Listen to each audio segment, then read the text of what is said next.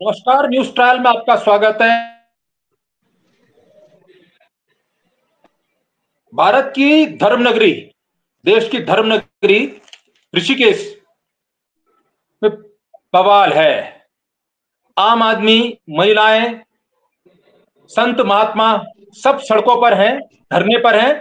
और अब से कुछ देर पहले अपडेट ये आई है, 300 प्लस, 300 से अधिक ऐसे लोग जो समाज के लिए अच्छा काम करते हैं, उन पर मुकदमे दर्ज हो गए हैं। 15 नामजद हैं। कारण है, अब से कुछ दिन पूर्व जो निर्मम हत्या हुई थी ऋषिकेश के तपोभूमि में, मुनि की रेती में, उसके विरोध और उसका जो मूल कारण है शराब की दुकान, उसके विरोध में जो महिलाएं आंदोलन कर रही हैं कि हमारे मोहल्ले, हमारे मार्ग, जो साधु महात्मा मांग कर रहे हैं कि हमारे मठ मंदिरों के आगे ये जो शराब की दुकान है जिसके कारण ऐसी हत्याएं पूर्व में भी हुई है, मारपीट रोज होती है, उसको हटाया जाए। आज उन्हीं को अपराधी मानकर अब से कुछ देर पूर्व उन पर मुकदमे दर्ज कर दिए गए हैं। 15 लोग नामजद हैं। 300 प्लस की सूची है। सूची धीरे धीरे बाहर आ रही है और इसको लेकर पूरे उत्तराखंड में देवभूमि में आक्रोश व्याप्त हो गया है। हमारे साथ इस विषय पर बातचीत करने के लिए इस समय मौजूद हैं लसुन टोटिया जी, जो कि मूल निवास संघर्ष समिति उत्तराखंड के उपाध्यक्ष हैं। हमारे साथ उत्तम सिंह नसवाल जी हैं, कांग्रेस के जिलाध्यक्ष हैं। हमारे साथ शांति प्रसाद भट्ट जी हैं। आप सबका स्वागत करते हैं। हमारे साथ चौखुटिया देहरादून यात्रा, स्वास्थ्य सेवाओं को लेकर जो यात्रा, पैदल यात्रा चल रही है, वहां से शंकर सिंह बिस्ट्री जी भी हैं। लेकिन आरंभ में आपसे कर रहा हूं शांति प्रसाद भट्ट जी, केंद्रीय महामंत्री यूकेडी। क्या अपराध कर दिया आपके लोगों ने? मुकदमों की भरमार। और मेजर संतोष भंडारी, लसुन टोटरिया समेत अगर नाम गिने तो न जाने ऐसे तमाम लोग जिन्होंने इस राज्य के लिए क्रांति की, जिनका क्रांति का इतिहास रहा है। एक और मुकदमा, शांति भट्ट जी। देखिए राजीव जी, भारतीय जनता पार्टी के शासनकाल में लोकतंत्र में कैसे आवाज को कुचला जा रहा है, इसका जीता जागता उदाहरण अगर आप देखेंगे, ऋषिकेश में उत्तराखंड के मूल निवासी अजेंद्र कंडारी की हत्या होती है तो उत्तराखंड का तमाम सामाजिक संगठन एक होकर हत्यारे को फांसी दो कहकर न्याय की बात करता है।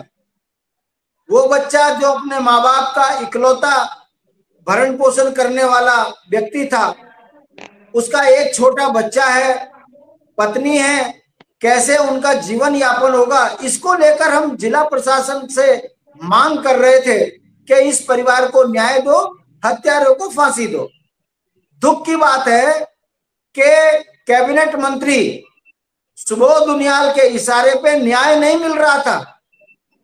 जनता में आक्रोश हुआ, लोकतांत्रिक तरीके से धरना दिया गया और अब आज आपने अखबारों में देख लिया, चुन चुनकर लोकतंत्र की हत्या करते हुए 300 से ज्यादा लोगों के ऊपर मुकदमे दर्ज करके भारतीय जनता पार्टी ने साफ संदेश दिया है, ना ये हिंदुओं के हैं, ना ये सनातनियों के हैं, ना ये उत्तराखंडियों के हैं, ये केवल नफरती चिंटू, राज्य को लूटने वाले ऐसे लुटेरे, हत्यारे और बेविचारी पार्टी है जो लोकतंत्र की हत्या कर रही है।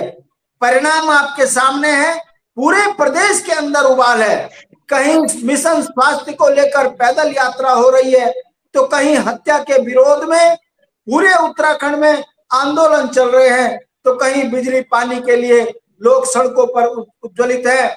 और उत्तराखंड की निर्लज्ज और बेशर्म सरकार 25 वर्ष पूरे होने पर रजत जयंती बनाने की बात कर रही है और हजारों करोड़ खर्च कर कर अपनी छवि को सुधारने का काम ये धामी सरकार कर रही है। उत्तराखंड क्रांति दल के नेता होने के नाते हम ये पूछना चाहते हैं कि आखिर धामी जी, आप अपनी कोई एक तो उपलब्धि बता दीजिए उत्तराखंड की जनता को जिससे हमको गर्व हो कि लोकतंत्रीय प्रणाली में हमारी सरकार ने जनता को ये लाभ दिया है। एक उपलब्धि भाजपा बता नहीं पा रही है। हम यही तो पूछ रहे हैं कि आप रजत जयंती जो मना रहे हो, क्या ये अंकिता हत्याकांड में उसको न्याय न दिलाने के लिए रजत जयंती में खुशी मना रहे हो? नौजवान बच्चों के रोजगार को बेचने के लिए रजत जयंती में खुशी मना रहे हो? उत्तराखंड के संसाधनों को बेचने के लिए रजत जयंती में खुशियां मना रहे हो? या मूल निवास भू कानून परिसंपत्तियों को उत्तर प्रदेश से ना छुड़ा पाने के लिए रजत जयंती मना रहे हो? सरकार को यह बताना पड़ेगा कि आप इन 25 वर्षों में 15 वर्ष से ज्यादा सत्ता में रहे हो, आपकी उपलब्धि क्या है? हम यही सवाल कर रहे हैं कि गरीब को स्वास्थ्य नहीं मिल रहा है, शिक्षा नहीं मिल रही है, सड़कों पे घोटाला है, सरेआम हत्याएं हो रही हैं, बैंक लूटे जा रहे हैं, देवभूमि की संस्कृति पर हमला हो रहा है, राज्य में जनसंख्या विस्फोट हो चुका है। उसके बाद भी यदि धामी जी उत्तराखंड के मूल निवासियों के साथ न्याय नहीं कर पा रहे हैं, तो धामी जी ये बताएं कि इन 300 बच्चों पे मुकदमे क्यों लगाए हैं? क्या लोकतंत्र में अपने अधिकारों के लिए आंदोलन करना भी अब अपराध हो गया? अगर ये अपराध है तो ये भारतीय जनता पार्टी के मूल पतन का कारण बनेगा। 27 में भाजपा का सुपाड़ा साफ होगा और जो उत्तराखंड की सरकार बनेगी वो इनसे एक एक पाई का हिसाब लेगी। क्यों आपने उत्तराखंड को कलंकित किया? क्यों आपने उत्तराखंड के अंदर ये तानाशाही करी? आपके मंत्री भ्रष्टाचार में है, आपके लोकतंत्र में खारा स्रोत में शराब के विरोध में आंदोलन हो रहे हैं। वहां के आंदोलनकारी खुलेआम कह रहे हैं कि रिजर्व फॉरेस्ट में आपने ये अवैध जो वो खोला है, आप इसमें एनओसी दिखाएं। रिजर्व फॉरेस्ट की एनओसी नहीं दिखा पा रहे, डीएफओ भाग रहा है, एसडीएम भाग रहा है, मगर मंत्री के दबाव में वो ठेका बंद करने को सरकार तैयार नहीं है। सरकार को तो बताना पड़ेगा ये शराबियों की सरकार है या उत्तराखंड। मेरा सीधा सवाल आपसे शांति भट्ट जी, बगैर लाग लपेट के, हमारे सामने एक उदाहरण है हरियाणा में शराबबंदी की बात हुई, एक दल चुनाव जीता और उसकी सरकार बन गई, लेकिन हरियाणा के घर घर में शराब पहुंचती रही और छोटे बच्चे, छोटे पेडलर्स जिनकी पुलिस से सांठ-गांठ नहीं थी, उनको अपराधी दिखाकर उन पर मुकदमे हो गए और अवैध शराब का कारोबार चलता रहा। लिहाजा अगली बार दूसरी दल ने कहा कि हम ये शराबबंदी को खोल देंगे और महिलाओं समेत सब लोगों ने वोट दिया कि ऐसे में तो और बुरे हाल हो गए हैं, क्योंकि शराब का धंधा तो अवैध शराब का और अधिक चल रहा है। बिहार में लोग त्रस्त हैं शराबबंदी से। गुजरात के हर होटल, हर गली में जब आप जाएं, जिस होटल में सोएं, वहां मैनेजर को कहें और आपको आपके कमरे में शराब मिल जाती है। शराब बंद है गुजरात में, बिहार में शराब बंद है। ऐसी कौन सी गली आप जाएं आपको शराब नहीं मिलेगी। अब ऋषिकेश में यदि सरकार शराब की दुकान खुलवाना चाहती है तो आप क्यों बंद करवाना चाहते हैं? सीधी बात। देखिए राजीव जी, जब सरकार में बैठे सत्ताधीश आकंठ राजनीतिक बेईमान हो जाएं तो फिर घर घर शराब, हर घर शराब का नारा सार्थक होते हुए दिखता है। ये सरकार घर में पानी तो नहीं पहुंचा पा रही है, घर घर शराब जरूर पहुंचा पा रही है। अब मैं आपको बता देता हूं, देवभूमि में कुंभ क्षेत्र पड़ता है, खारा स्रोत, और वहां पर आप शराब बेच रहे हो। तो ये सनातन धर्म में शराब बेचने का प्रचलन कब से शुरू हुआ? आपके माध्यम से मैं सरकार से पूछना चाहता हूं, सनातन धर्म में क्यों पलीता लगा रहे हो आप? सनातन धर्म में देवभूमि के अंदर कोई और सरकार हिम्मत नहीं कर पाई शराब के ठेके खोलने की, मगर भारतीय जनता पार्टी त्रिवेणी घाट में तक शराब बिकवाने का काम कर रही है।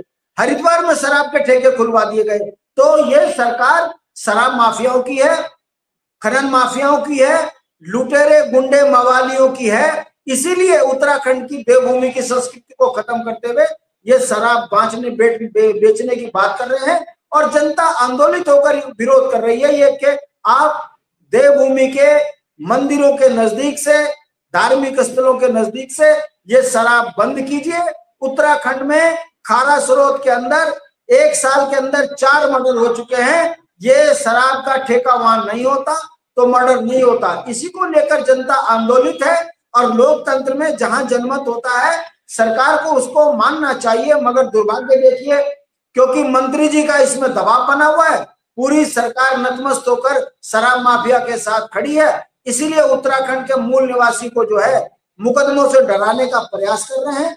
ये दुर्भाग्यपूर्ण है, ऐसा नहीं होना चाहिए। हम धामी जी से उम्मीद करते हैं कि आप वहां से शराब का ठेका हटाएं और उत्तराखंड की जनता के साथ न्याय करें। यदि आप ऐसा नहीं करते हैं तो ये भारतीय जनता पार्टी बड़ी झूठी पार्टी, बड़े बलात्कारियों से भरी पार्टी, दुराचारियों से भरी पार्टी, बेईमानों से भरी पार्टी ये साबित कर रही है कि ये सनातन धर्म के संस्कारों पे पलीता लगाकर राज्य की संस्कृति को खत्म करते हुए लूट रही है। और इस पर अब भारतीय जनता पार्टी को जनता उखाड़ के फेंकेगी, ये मेरा विश्वास है। हम उत्तराखंड के अंदर